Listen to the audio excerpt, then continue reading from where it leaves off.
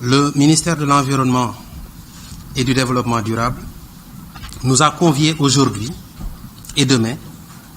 à un exercice de renforcement des capacités sur les techniques d'investigation et la procédure applicable en cas de commission d'infraction contre l'environnement. En effet, les atteintes à l'environnement ont pris avec le temps les contours du crime organisé au regard de leur amplitude ainsi que des méthodes employées. Pour les autorités judiciaires et policières, deux aspects sont significatifs. D'une part, identifier les fondements juridiques des infractions contre l'environnement, ou plus précisément des infractions à la législation sur l'environnement, ce qui revient à établir les faits constitutifs de l'infraction, mais aussi à suivre une procédure exempte de vices afin d'éviter les cas de nullité. C'est là toute l'importance et le bien fondé du mot de Eyring, la forme est sœur jumelle de la liberté. D'autre part,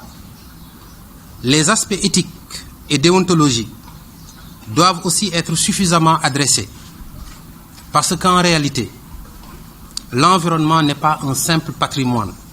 matériel, mais constitue un bien commun dont la protection fait appel à des ressorts moraux. Au-delà des aspects juridiques et éthiques, les atteintes à l'environnement sont signalées suivant leurs impacts économiques, et ainsi la Commission européenne considérait en 2014 que le marché du bois illégal représentait 30% du marché mondial. Et selon un rapport d'Interpol et du Programme des Nations Unies pour l'environnement, cette forme de criminalité est placée en 2014 au 4e rang des activités illicites dans le monde, après les stupéfiants, la contrefaçon et le trafic d'êtres humains. Les profits sont estimés entre 70 et 213 milliards de dollars par an, rien que pour le trafic d'animaux et de produits forestiers. Tout ceci pour dire que le sujet de cet atelier est au triple plan juridique, éthique et économique d'une importance cruciale dans le contexte d'un pays en développement comme le nôtre. Dans cette perspective, les conclusions qui seront issues de nos travaux feront l'objet d'une attention particulière, d'autant plus que cet atelier est le prélude d'une série d'activités, expression d'une prise en charge résolue des questions de développement durable par les autorités sénégalaises. Ainsi, se tiendront à Dakar, au courant du mois de mai, le sommet de Dakar sur le projet de pacte mondial pour l'environnement, le forum africain pour le développement durable et enfin la conférence nationale sur le développement durable. On a vécu ces derniers temps l'affaire du trafic de bois avec toutes les conséquences. Il a parlé du trafic de la faune. Tout ça, ce sont des conséquences énormes qui peuvent affecter nos ressources. Étant entendu que l'environnement, les ressources naturelles étant des compétences qui nous ont dévolues dans le cadre de la protection de la sauvegarde, parce qu'il était tout à fait normal que ces genres d'activités puissent être tenus pour voir le contexte mondial de la protection de l'environnement. Qu'est-ce qui est fait dans le monde, dans les pays développés, dans les pays en développement, dans les pays émergents, pour pouvoir effectivement élaborer un cadre qui permettrait de sauvegarder ces ressources, mais également un cadre qui permettrait, en fonction du voisinage, de pouvoir travailler ensemble pour une cogestion ou bien une gestion coordonnée des ressources que nous partageons. pense que c'est très important. Il a parlé de déontologie, d'éthique. Je pense aussi dans cette gestion, de hauts cadres comme vous, qui sont sur le terrain tous les jours, doivent avoir en bandoulière ces vertus. Je pense que c'est des vertus importantes parce qu'après tout, la tâche vous incombe et on vous jugera à l'épreuve d'après vos comportements, d'après vos convictions, mais également d'après votre manière de faire. En tout cas, c'est des propos que je tenais à dire au nom de Monsieur le Gouverneur. Le Sénégal fait face actuellement à des bandes organisées, armées le plus souvent, pour lesquelles il y a besoin de faire des formations renforcées pour les agents du ministère de l'Environnement pour faire face à ces bandes armées, du côté sécuritaire mais aussi du côté juridique, dans toute la démarche d'investigation et de rédaction procédurière. ñun dañu fi daje tey pour liggéey ci wàllu ministère de l'environnement ak suñu agent yi mais aussi ak agent yi nga xam ne yëpp dañuy liggéey ci wàllu kaaraange Sénégal muy police ak gendarmerie ñu def ko ci teewaayu gouverneur bi def ko ci teewaayu procureur de la République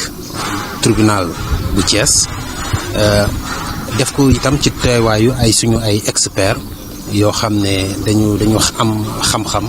ci lépp loo xam ne mooy saytu ay atteinte environnement ñu koy wooyee crime contre l'environnement bu ngeen fàttalikoo jamono yi passé ñu ngi adopté en conseil des ministres projet de loi bu bees bu ñuy tuddee code forestier li xewoon Casamance ñëpp kenn fàttewu ko loolu tax na ba ñuy bëgg a jël ay matukaay ba nga xam ne lépp loo xam ne xam-xam la xarañte la ci wàllu topp ay atteinte à l'environnement ñu mën ko dajale jox matukaay yëpp suñu agent yi loolu nag bu ñu ko defee li tax ñu koy def mooy que ne ci wàllu koom-koom lépp li nga xam ne mooy atteinte ci environnement dafa doon loo xam ne dafa commencé di am solo bu jéggi dayoo boo xoolee ci commerce monde bi téeméer boo jël fanweer yëpp dañ koy mën nañ ko féetale ci wàll woowu te teguwul fenn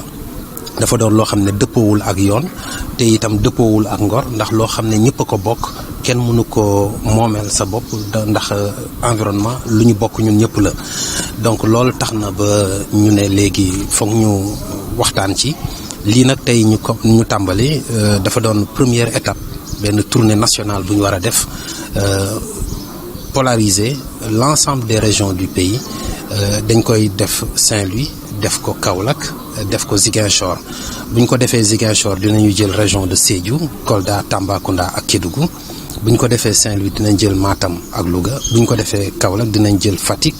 Kaffrine ak Kaolack li tax nag loolu yëpp ñu koy def mooy ne ministre de l'environnement bu bees muy Mame Thierno Dieng ak président de la République dañu bëgg a jël en charge question wu environnement de manière résolue